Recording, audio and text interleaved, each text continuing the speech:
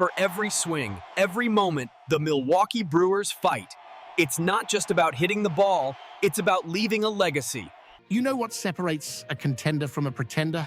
It's the ability to find gold where everyone else just sees dirt.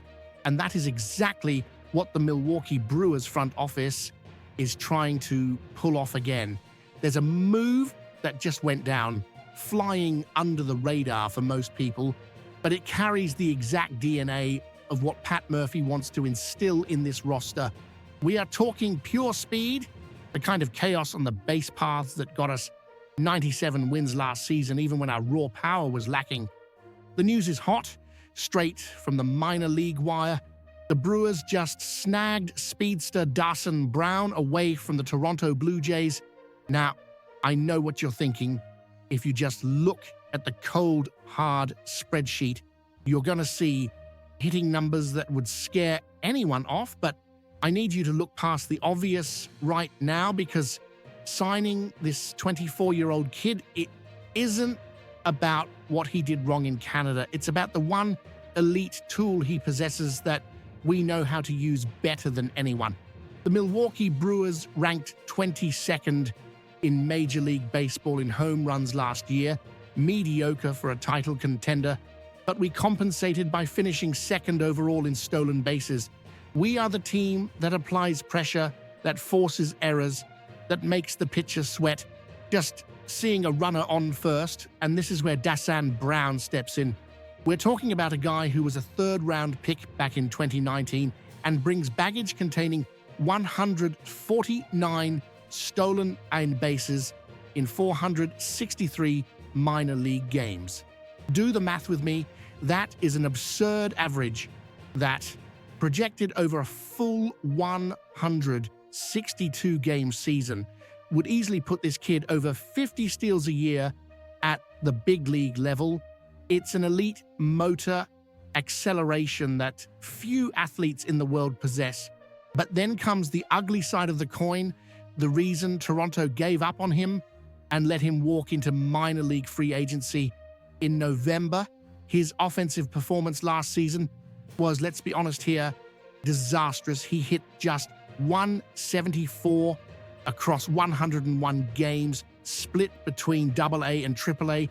His on-base percentage was .285, and his slugging measuring power sat at a pitiful .249. Obviously, those numbers explain why he was available. Nobody lets a complete talent walk for free, but my read here is that Matt Arnold and our scouting team saw something salvageable. We don't need him to be the next Christian Yelich at the plate. We need him to learn to put the ball in play just enough to use his legs. If you like analysis that doesn't just skim the surface and want to understand the chess match behind every Brewers signing, take a second right now to subscribe to the channel and hit that notification bell, because here at Brewers Fan Central, we live and breathe this team 24/7, and I'm not letting anything slide. The critical point here is understanding that the Brewers player development system has a very positive recent track record of taking athletes with elite physical tools and teaching them the baseball basics they were missing. Think with me about the philosophy we are building at American Family Field. Modern baseball, with the new rules of bigger bases and limits on pickoff attempts, has rewarded athletic teams. The Toronto Blue Jays, for whatever reason, couldn't unlock Brown's offensive potential. He never hit more than 8 home runs in a season in his career. But do we need power coming from him?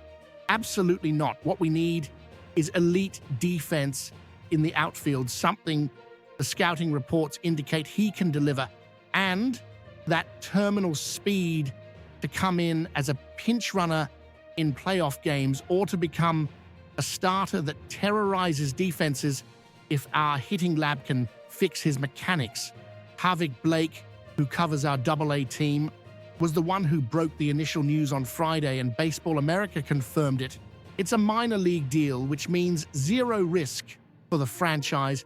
Financially, this doesn't impact our ceiling for big signings at all, but technically it gives us a weapon that, if it works, is worth its weight in gold. Imagine a postseason scenario, tight game in the 8th inning. You need someone to steal second here and score the tying run on a single. That is what players like Desan Brown are for. He isn't coming to carry the load. He's coming to be a specialist. The bet here is clear. The Brewers believe his inability to get on base can be corrected or mitigated. And if he bumps his on-base percentage into the .330 range, he instantly becomes a big league starter because of the value he adds running and defending.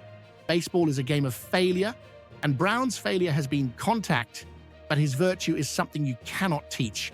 You don't teach a player to be one of the fastest on the field. He's born that way. Teaching plate discipline, pitch selection, and shortening up the swing, that's stuff our coaches can handle. It's a classic low-risk, high-potential reward wager. If he doesn't perform in AAA, we simply move on with no loss. But if he clicks, if something in his mechanics aligns with the Brewers' philosophy, we will have stolen a generational talent in terms of speed right out from under the Blue Jays. I look at this move and I see intelligence. I see a team that knows who it is. We aren't the Dodgers who are going to spend billions. We are the Brewers who need to be smarter, faster, and more efficient. And now I want to throw the ball to you guys because the bleachers rule here. Do you think it's worth investing development time in a player with such a low batting average just for the speed? Or do you think the team should focus on polished hitters, even if they are slower? Is this chaos on the bases strategy enough to take us to a World Series? Or do we need more raw power in the lineup? Drop your opinions in the comments. I want to see the debate heat up because for me, speed never goes into a slump, and having that card up our sleeve could be the difference between crashing out in a division series or advancing. Let's keep an eye on his performance in spring training. This is Brewers Fan Central.